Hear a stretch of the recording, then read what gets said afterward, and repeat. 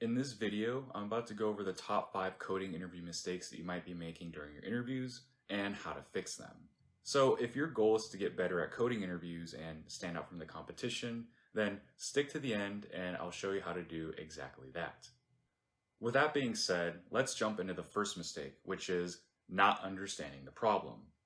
You'd be surprised at how many people don't actually understand the problem they're trying to solve. The worst thing you can do during a coding interview is to just start coding right away. Let me repeat that. The worst thing you can do during a coding interview is to start coding right away. Jumping right into coding does nothing for you because you don't know the constraints of the problem, any edge cases, and quite possibly your understanding could just be flawed. For me, I like to start by rephrasing the question in my own words back to the interviewer, which will quickly clear up any ambiguity because if I'm wrong, the interviewer will correct me. After which, you need to start asking questions, like what kind of input and outputs are expected, any edge cases, etc. A long time ago, I had a mentor who said the best way to come up with good clarifying questions is to think of ways to break the problem. Like, what would happen if you tried really large, negative, or even empty inputs?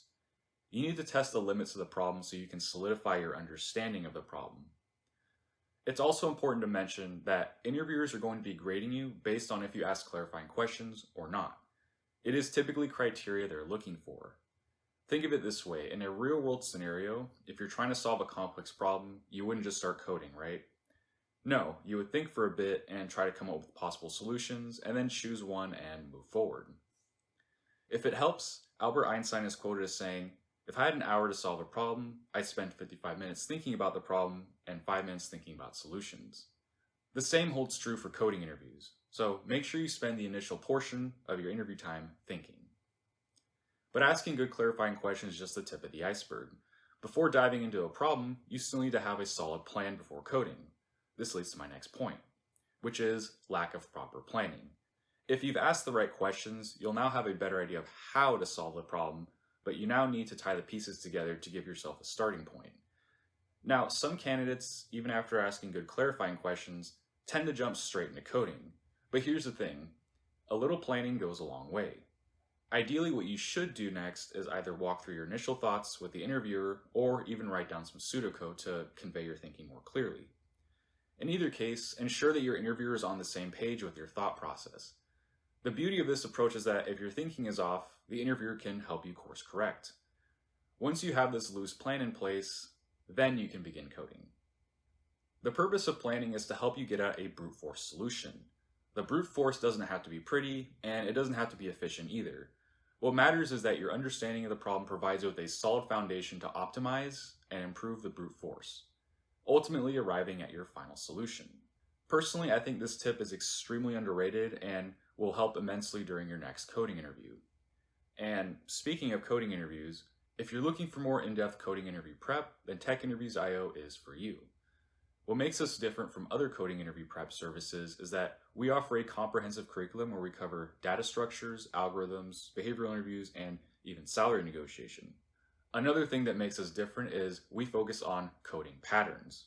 What does that mean? Well, instead of showing you how to solve a problem, we give you proven techniques to help you identify, break down, and solve a wide variety of complex coding problems. With TechInterviews.io, you'll be able to prep faster, retain knowledge better, and feel more confident the day of your interview. If that sounds interesting to you, then check out TechInterviews.io and use promo code TECH20 for $20 off our annual plan today. Links in the description below. Alright, back to the video. Let's move on to mistake number 3, which is overcomplicating solutions. It's a trap I've seen many candidates stumble into, and I'm no exception. I remember in one interview I faced a seemingly simple array manipulation problem, but instead of opting for a straightforward solution, I went for a complex recursive algorithm to showcase my skills. The result? It was a mess that left both me and the interviewer confused. Unsurprisingly, I bombed that interview. The takeaway here is that in coding interviews, simplicity is often the smarter approach. It's not about trying to impress the interviewer with your knowledge of red-black trees or other obscure knowledge, but rather just solving the given problem as efficiently and clearly as possible. Overcomplicating things can backfire, especially if you're not 100% confident in your solution. Always fall back on your general data structure and algorithm knowledge, like arrays, hash tables, linked lists, trees, graphs, etc. You will almost never be asked about some obscure data structure or sorting algorithm during a coding interview. Just focus on the basics and you'll be fine. Don't fall into the trap of thinking complex is better.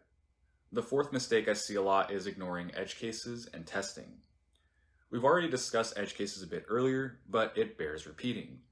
Always be on the lookout for edge cases. Always look for ways you can break the problem. The other thing to consider is proper testing. Like in the real world, you test your solution to see if it works. So why would it be any different in a coding interview? Generally, you test any time after you've written some code. You can test with custom input or a verbal walkthrough, but even just a quick spot check to make sure things are working as expected goes a long way. For example, what would happen if the input only has negative numbers, or if there's just no optimal solution? Going line by line through your code and testing how your code works or doesn't work with certain inputs will help you fix any lingering issues.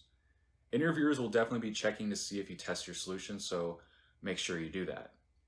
Now let's move on to the final mistake, which is poor communication. Communication is one of the most important skills a software engineer can learn.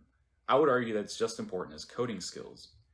In the real world, software engineers work on teams, working with various people with different backgrounds and roles. In order to work effectively, you have to know how to communicate properly with your colleagues, which is why interviewers will be looking to see how you communicate your ideas during the interview. The worst thing you can do is just stay silent and code your solution. Even if you get the right answer, the interviewer doesn't have any insight into your thought process. Always ask questions if you're unsure about something and voice your thoughts out loud to keep the interviewer on the same page. Bonus points if you can compare multiple solutions and explain why you're choosing a particular one. For example, let's say one solution is faster but introduces more space complexity. Make this known to the interviewer. Even if you don't go with that solution, just the fact that you're aware of it will go a long way. Alright, so those are the top 5 mistakes most software engineers make during their coding interview. But now it's your turn. Now that you know of these common pitfalls, you can work on fixing them. The best advice I can give you is to practice how you'll interview. Don't just sit in front of a computer solving coding problems. Try to follow the tips mentioned in this video while solving the problems. Don't be afraid to ask yourself questions or think out loud. Take the time to understand the problem while you time yourself. I recommend 45 minutes to an hour to solve a coding problem. Remember to start by working on a brute force, then focusing on optimizing the brute force into your final solution. And, of course, make sure you test your code along the way. Again, you need to mimic real-world coding interview scenarios, which is why mock interviews can really help. Check with other colleagues at your school or work, or even ask around online in places like Reddit. By focusing on fixing these 5 mistakes, I guarantee your overall coding interview performance will improve significantly. Anyway, if you found this video helpful, then please hit the thumbs up button and subscribe. It really helps with the YouTube algorithm. That's going to do it for this video, and I'll see you guys in the next one.